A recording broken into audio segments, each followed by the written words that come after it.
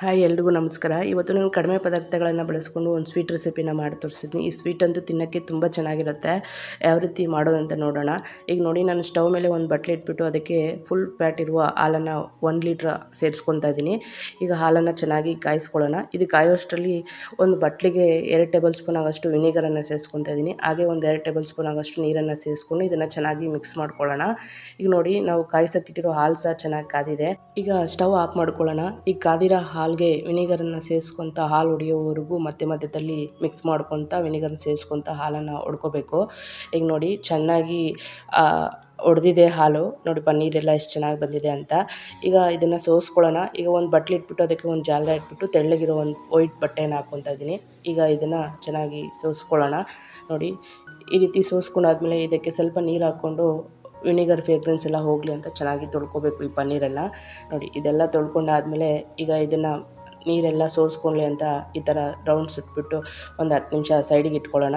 ಈಗ ನಾನು ಸ್ಟವ್ ಮೇಲೆ ಸ್ವಲ್ಪ ಮಂದಕ್ಕಿರುವ ಕಡಾಯಿನ ಇಟ್ಕೊತಾ ಇದ್ದೀನಿ. ಈಗ ಅದಕ್ಕೆ ಒಂದು ಅರ್ಧ ಲೀಟ್ರ್ ಆಗೋಷ್ಟು ಹಾಲನ್ನು ಸಹ ಸೇರಿಸ್ಕೊತಾ ಇದ್ದೀನಿ. ಹಾಗೆ ಒಂದು 2 ಟೇಬಲ್ ಸ್ಪೂನ್ ಆಗೋಷ್ಟು ನೀರನ್ನು ಸೇರಿಸ್ಕೊತಾ ಇದ್ದೀನಿ. ಯಾಕಂದರೆ ತಳ ಅಂಟದೇ ಇರಲಿ ಅಂತಬಿಟ್ಟು 2 ಟೇಬಲ್ ಸ್ಪೂನ್ ನೀರನ್ನು ಸೇರಿಸ್ಕೊಂಡು ಇದನ್ನು ಚೆನ್ನಾಗಿ ಮಿಕ್ಸ್ ಮಾಡ್ಕೊತ ಹೈ ಫ್ಲೇಮಲ್ಲಿ ಚೆನ್ನಾಗಿ ಇದನ್ನು ಕುದಿಸ್ಕೋಬೇಕು.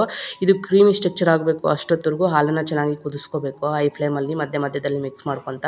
ಈಗ ನಾನು ಸ್ವಲ್ಪ ಕುಂಕುಮ ಹೂವನ್ನು ಒಂದು ಬಟ್ಲಿಗೆ ಹಾಕ್ಕೊಂಡಿದ್ದೀನಿ. ಅದಕ್ಕೆ ಕಾದಿರುವ ಹಾಲನ್ನು ಒಂದು 2 ಟೇಬಲ್ ಸ್ಪೂನ್ ಹಾಕ್ಬಿಟ್ಟು ಚೆನ್ನಾಗಿ ಮಿಕ್ಸ್ ಮಾಡಿಬಿಟ್ಟು ಸೈಡಿಗೆ ಇಟ್ಕೊಳ್ಳೋಣ. ಈಗ ನೋಡಿ, ಪನ್ನೀರಲ್ಲಿ ನೀರೆಲ್ಲ ಬಿಟ್ಕೊಂಡಿದೆ. ಈಗ ಇದನ್ನು ಒಂದು ತಟ್ಟೆಗೆ ಹಾಕ್ಕೊಂಡು ಇದಕ್ಕೆ 1 ಟೇಬಲ್ ಸ್ಪೂನ್ ಆಗೋಷ್ಟು ನಾನು ಹಾಲಿನ ಕೆನೆನ ಸೇರಿಸ್ಕೊತಾ ಇದ್ದೀನಿ. ಹಾಲಿನ ಕೆನೆ ಸೇರಿಸ್ಕೊಂಡ್ರೆ ತುಂಬ ಚೆನ್ನಾಗಿರುತ್ತೆ. ಇದ್ರೆ ಸೇರಿಸ್ಕೊಳ್ಳಿ, ಇಲ್ಲಾಂದರೆ ಸ್ಕಿಪ್ ಮಾಡ್ಕೋಬೋದು. ನೋಡಿ, ದಪ್ಪ ತಳ ಇರುವ ಒಂದು ಬಟ್ಲನ್ನ ತೊಗೊಂಡು ಈ ಪನ್ನೀರನ್ನು ಚೆನ್ನಾಗಿ ಸ್ಮೂತಾಗಿ ಮ್ಯಾಶ್ ಮಾಡ್ಕೋಬೇಕು. ಈಗ ನೋಡಿ, ಇದೆಲ್ಲ ಮ್ಯಾಶ್ ಮಾಡಾದ್ಮೇಲೆ ಸೈಡಿಗೆ ಇಟ್ಕೊಳ್ಳೋಣ. ಈ ಸೈಡ್ ಸಹ ಹಾಲು ಕುದ್ದಿ ಕ್ರೀಮಿ ಸ್ಟ್ರಕ್ಚರ್ ಬಂದಿದೆ. ಈಗ ಇದಕ್ಕೆ ಪನ್ನೀರನ್ನು ಸೇರಿಸ್ಕೊತಾ ಇದ್ದೀನಿ. ಹಾಗೆ ಒಂದು ಅರ್ಧ ಕಪ್ ಆಗೋಷ್ಟು ನಾನು ಸಕ್ಕರೆನ ಸಹ ಸೇರಿಸ್ಕೊತೀನಿ. ನಿಮ್ಗೆ ಸ್ವೀಟ್ ಎಷ್ಟು ಬೇಕೋ ಅಷ್ಟು ನೋಡಿಕೊಂಡು ಸಕ್ಕರೆನ ಸೇರಿಸ್ಕೊಳ್ಳಿ. ಅರ್ಧ ಕಪ್ ಆದರೆ ಕರೆಕ್ಟಾಗಿರುತ್ತೆ. ಎಕ್ಸ್ಟ್ರಾ ಬೇಕಂದರೆ ಎಕ್ಸ್ಟ್ರಾ ಸೇರಿಸ್ಕೊಳ್ಳಿ. ಹಾಗೆ ಇದಕ್ಕೆ ಒಂದು 1/4 ಟೇಬಲ್ ಸ್ಪೂನ್ ಆಗೋಷ್ಟು ನಾನು ಏಲಕ್ಕಿ ಪುಡಿಯನ್ನು ಸಹ ಸೇರಿಸ್ಕೊಂಡು ಚೆನ್ನಾಗಿ ಸಕ್ಕರೆ ಕರಗೋವರೆಗೂ ಇದನ್ನು ಮೀಡಿಯಂ ಫ್ಲೇಮಲ್ಲಿ ಚೆನ್ನಾಗಿ ಕುದಿಸ್ಕೋಬೇಕು. ನೋಡಿ, ಈ ಎದಕ್ಕೆ ಬರೋವರೆಗೂ ಚೆನ್ನಾಗಿ ಇದು ಕುದಿಸ್ಕೊಂಡಾದ್ಮೇಲೆ ಈ ಎದಕ್ಕೆ ಬಂದಾಗ ಸ್ಟವ್ ಆಫ್ ಮಾಡಿಕೊಂಡು ಇದನ್ನು ಒಂದು 20 ನಿಮಿಷ ಸೈಡಿಗೆ ಇಟ್ಕೊಂಡ್ರೆ ನೋಡಿ ಈ ರೀತಿ ಗಟ್ಟಿಯಾಗುತ್ತೆ. ಉಂಡೆ ಕಟ್ಟೋ ಅಂಥ ಸ್ಟೇಜಿಗೆ ಬರುತ್ತೆ. ಈಗ ಸ್ವಲ್ಪ ತೊಗೊಂಡು ಇದನ್ನು ರೌಂಡ್ ಶೇಪಲ್ಲಿ ನಾನು ಉಂಡೆ ಮಾಡ್ಕೊತಾ ಇದ್ದೀನಿ. ನಿಮ್ಗೆ ಯಾವ ಶೇಪ್ ಬೇಕೋ ಆ ಶೇಪ್ ಮಾಡ್ಕೊಳ್ಳಿ.